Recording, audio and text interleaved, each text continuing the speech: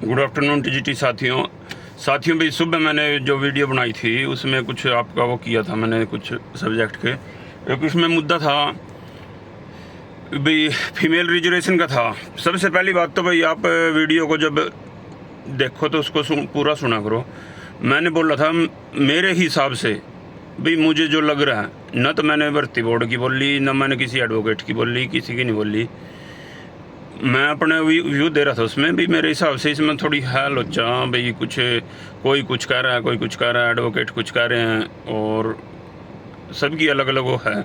और इसमें भाई ऑलरेडी केस हो चुका है, ये मेरे कहने से नहीं केस हुआ, ये पहले ही केस हो चुका है। उसके बाद ही मेरे नॉलेज में आया था कोई किरण है विजय पाल के नाम से एडवोकेट हैं जो वो पहले ही कर चुके हैं और कुछ इसकी करने की तैयारियाँ कर रहे हैं कई दिन से।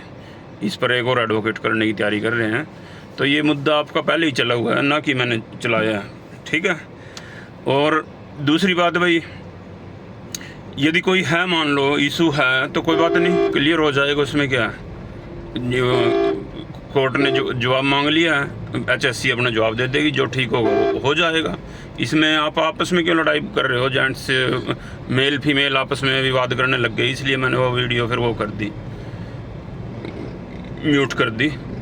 तो जो होगा भाई वो देखा जाएगा। जो एलिजिबल है उनको उसका हक मिलना चाहिए, जो नॉट एलिजिबल है भाई वो रहने चाहिए। इसमें क्या है, ज्वाइनिंग आपकी हो चुकी है, कोई इसमें वो तो है नहीं। जिसका जो हक है वो मिलना चाहिए। मैं तो भाई उसके साथ खड़ा हूँ बेशक भाई। यदि मेरी वाइफ सिलेक्शन भी नहीं होती तब भी मुझे कोई दिक्कत नहीं है, लेकिन कोई गलत ना लगे और कोई किसी के साथ इंसाफी बेइंसाफी ना हो भाई, वो एलिजिबल हो और वो रह जाए कैंडिडेट।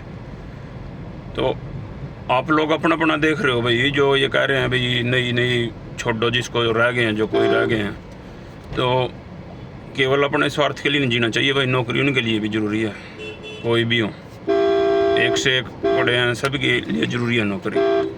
तो अपने अपनी ना सोचें भाई, सबको होना चाहिए, जो जायज़ है वो होना चाहिए। नुकसान इसमें मैंने सुबह बोला था किसी का नहीं है, लेकिन मैंने यदि ये बोला था ना केस डाल लो इस पर, केस ये करो, ये ऑलरेडी केस हो चुका है, ठीक है। जो होगा उसमें देखते हैं वो क्या पक्ष देगी अपना HSC। यदि वो ठीक होगा, अकॉर्डिंग टू रूल होगा तो वो रहेगा, यदि उसमें कुछ गड़बड़ होएगी तो उसको रेक्टिफाई कर देंगे, ठीक है। आपस में क्यों लड़ रहे हो आप लोग, ठीक है। और इस टॉपिक को बंद कर दो। जो आप ना तो आप एडवोकेट हो और ना मैं एडवोकेट हूँ, ना कोई दूसरे एडवोकेट हैं, कैंडिडेट हैं। तो यदि आप लोग इतने होते तो अपने केस हटवा नहीं चुके होते पहले। मैंने भाई खुद ये केस वो नहीं किया, मैंने भी सुनाई की है। जो मुझे पास्ट में होता है उसके हिसाब से मैं अपनी पर्सनल व्यू दे रहा था इस पर, ठीक है।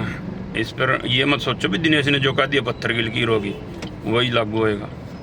मैंने उसमें वर्डिंग बोल लिया कि मुझे तो भाई ऐसा डाउट सो लग रहा है इस पर, और सबके अलग अलग विचार हैं इस पर, आपने देखा भी होगा कमेंट्स में। और यूट्यूब पर रविंदर डोला एडवोकेट, उनका कुछ अलग व्यू है इस पर। दूसरे एडवोकेट जिन्होंने केस डाला है उनका भी अलग व्यू है। तो सबके अलग अलग व्यू हैं इसमें, और ये हो जाएगा मामला सोल्व आउट। 9 तारीख की डेट है इस पर, मेरे ख्याल 9 तारीख को देख लेते हैं HSC क्या जवाब देगी। और केस तो भाई इस पर दुनिया भर चलते रहते हैं, अब भी चले हुए हैं केस। तो केस का कोई आपकी भर्ती इफेक्ट नहीं पड़ेगा इस पर। ज़्यादा करके होगा रिजल्ट और रेक्टिफाई हो जाएगा इसमें। यदि कोई मेल उधर जनरल में जानी होगी तो जंप करनी होगी तो ये वो, ठीक है। तो आप निश्चिंत रहें भाई बिल्कुल भी, और इस टॉपिक को बंद ही कर दें, ठीक है ना। आपके मामले से, आपके आपस में बहस करने से कोई समाधान नहीं है। इसका समाधान तो या कोर्ट करेगी या HSC करेगी, क्योंकि ऑलरेडी केस लग चुका है, ठीक है। और बाकी आप पोर्टल आपका भाई मुझे नहीं पता, आप पोर्टल पूछ रहे हो बार बार, पोर्टल का मुझे पता नहीं है भाई कब खुलेगा। ये सारे इनमें जो थोड़ा बहुत जो डॉक्यूमेंट वेरिफिकेशन जो कुछ रहता होगा उसको करके करते होंगे शायद। मुझे तो उम्मीद है भाई इस वीक में मिल जाएगा आपको, अगले वीक में जो आ रहा है ये। बाकी देखते हैं, यदि जो आपके पास इनपुट है किसी के पास दे दियो, लेकिन आपको ये गारंटी देता हूँ आप भैया ज्वाइन हो चुके हो सारे, जिसने भी DSC में ज्वाइन कर लिया, ठीक है। धन्यवाद।